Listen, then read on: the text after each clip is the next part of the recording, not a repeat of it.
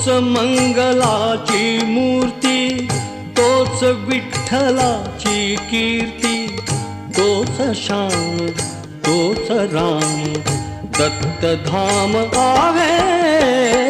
मंदिरात अंतरात तोच नांदत आहे।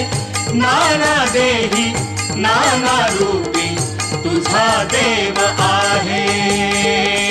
मंदिरात अंतरात